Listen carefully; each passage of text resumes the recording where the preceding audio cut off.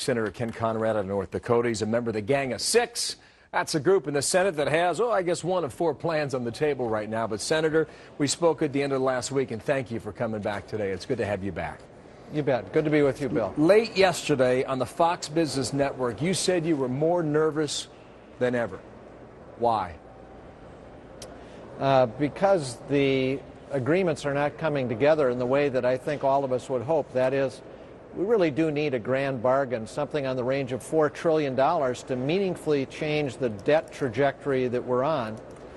And that does not appear to be, that kind of agreement does not appear to be at hand.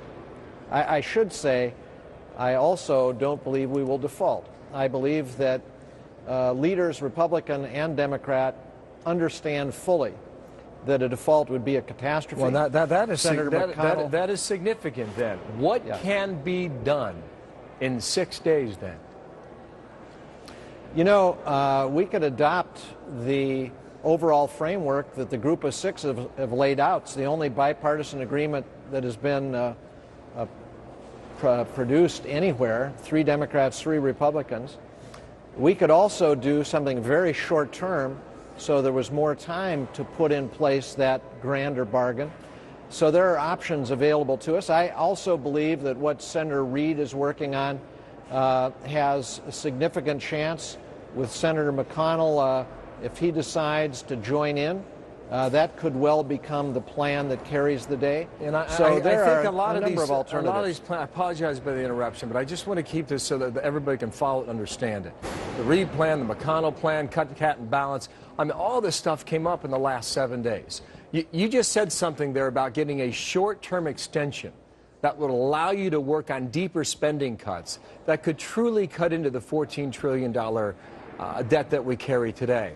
John Boehner has a plan to do that, where you would pass an extension right now, then for the next 6 months, you really get down to the nitty-gritty of tax reform and finding a way to cut trillions more out. Would you buy that? I wouldn't, and you know, you can see Speaker Boehner's having a hard time selling that to his own group when they found out yesterday from the Congressional Budget Office that his plan falls $300 billion short of what he thought it would do. So they got a lot of problems with that plan, not the least of which is, I think, a 6 months extension. The president's made clear he won't go along with because he thinks that just adds uncertainty to the markets. But you just said you'd support an extension. So how much of an extension do you need? Yeah, I was talking there about a very short-term extension in order to get a process agreed to. Look, it is absolutely true. We are not going to reform the tax code of the United States in 6 days or 6 months.